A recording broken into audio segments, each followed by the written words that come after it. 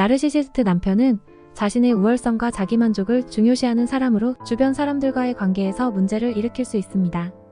이들은 자기 연민과 자기 사랑에 극도로 집착하며 자신을 특별하고 우월하다고 여기는 경향이 있습니다. 그러나 이러한 자아중심적인 특징으로 인해 더 깊은 관계의 건설과 유지에 어려움을 겪을 수 있습니다. 이제 나르시시스트 남편의 주요 특징들에 대해 더 자세히 알아보도록 하겠습니다. 1. 자기중심성. 나르시시스트 남편은 자기 자신과 자신의 가치, 필요성을 극도로 중요시합니다. 이들은 자기 자신의 욕구와 욕망을 다른 사람들의 것보다 우선시하며 자신의 만족과 행복을 최우선으로 생각합니다. 이러한 자기중심적인 태도는 주변 사람들과의 관계에서 갈등을 일으키거나 상대방을 무시하게 만들 수 있습니다. 2. 자부심과 자만심. 나르시시스트 남편은 자신에 대한 지나친 자부심과 자만심을 갖고 있습니다. 자신을 특별하고 우월하다고 여기며 자신의 능력과 외모를 자랑하고 과시하는 경향이 있습니다. 이러한 자부심과 자만심으로 인해 다른 사람들의 의견을 경청하지 않고 자신의 결정과 견해를 강요하는 경우가 많습니다. 3. 감정 조절의 어려움. 나르시시스트 남편은 자신의 감정을 적절하게 조절하는 데 어려움을 겪을 수 있습니다. 감정의 극단적인 변화와 감정적인 불안정성을 보일 때가 있으며 이러한 감정 폭발은 가족이나 배우자와의 관계에 영향을 미칠 수 있습니다. 4. 타인에 대한 관심 부족. 나르시시스트 남편은 자기 자신에만 집중하여 타인에 대한 관심이 부족합니다. 주변 사람들의 감정과 필요를 인정하지 않거나 그들의 의견을 경시하거나 무시할 수 있습니다. 이는 가족과의 연결성을 저해하고 상호작용을 어렵게 만듭니다. 5. 자기 증명과 주목 필요. 나르시시스트 남편은 자신의 가치를 입증하고 인정받는 것을 필요로 합니다.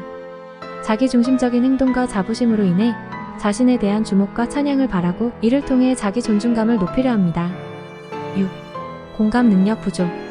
나르시시스트 남편은 타인의 감정을 이해하고 공감하는 능력이 제한적일 수 있습니다. 이들은 주변 사람들의 감정을 인정하지 않거나 다른 사람들의 상황에 무관심하게 대처할 수 있습니다. 7. 완벽주의와 자신의 결함 숨기기. 나르시시스트 남편은 완벽주의적인 면모를 가지고 있습니다. 자신의 결점을 숨기기 위해 완벽한 이미지를 유지하려고 하며 이로 인해 가족과의 관계에서 솔직성과 신뢰를 잃을 수 있습니다. 8. 인정받기를 위한 자기 증명. 나르시시스트 남편은 자신에 대한 인정을 끊임없이 추구합니다. 다른 사람들의 칭찬과 찬양을 받지 않으면 불안해하며 자신을 증명하고 주목받는 수단으로 자랑스러운 면모를 자주 과시합니다. 9. 취약한 자아.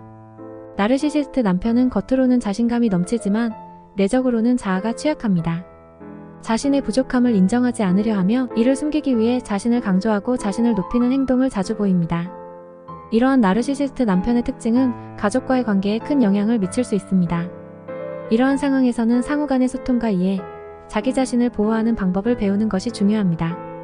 나르시시스트와 함께하는 것은 어려운 일일 수 있으며 이들과의 상호작용에는 유의해야 합니다. 그러나 올바른 대처 방법과 상황을 잘 이해하면 나르시시스트와의 관계를 관리하고 조정할 수 있습니다. 이제 나르시시스트와 함께하는 대처 방법에 대해 자세하게 알아보겠습니다. 1. 자기 자신을 이해하고 인정하기. 나르시시스트와 함께하는 상황에서 가장 중요한 것은 자기 자신을 이해하고 인정하는 것입니다.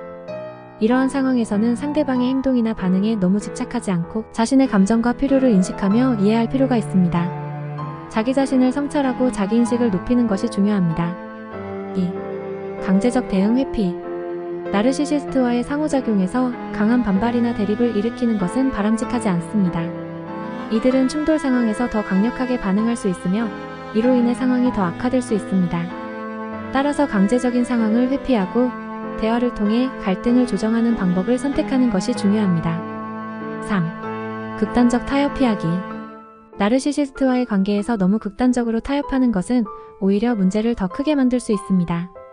자신의 필요와 감정을 무시하고 상대방의 요구를 무조건 따르는 것은 건강한 관계를 유지하기 어렵게 만듭니다. 상황을 이해하고 상호 간의 균형을 유지하는 것이 중요합니다. 4. 소통과 이해. 나르시시스트와의 관계에서 소통과 이해가 중요합니다. 자신의 감정과 필요를 솔직하게 표현하고 상대방의 감정과 관점을 이해하려 노력하는 것이 중요합니다. 서로에게 배려와 이해를 나누고 상호작용을 통해 관계를 개선하는 데 도움이 됩니다. 5. 감정적인 통제. 나르시시스트와 함께할 때 감정적인 통제가 필요합니다. 상대방의 도발에 대응하거나 갈등 상황에서 자신의 감정을 잘 조절하는 것이 중요합니다. 감정 폭발을 피하고 평정심을 유지하여 상황을 더 크게 키우지 않도록 주의해야 합니다. 6. 자기 보호. 나르시시스트와의 관계에서 자신을 보호하는 것은 중요합니다.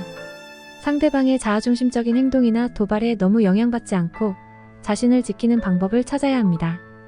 심리적, 정서적, 신체적으로 해로운 상황에 처하지 않도록 주의해야 합니다. 7. 무한한 포용 기대 피하기.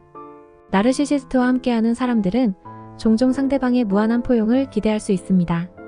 하지만 이러한 기대는 현실적이지 않으며 상대방의 변화를 바라는 것보다는 자신의 행동과 반응에 집중하는 것이 중요합니다.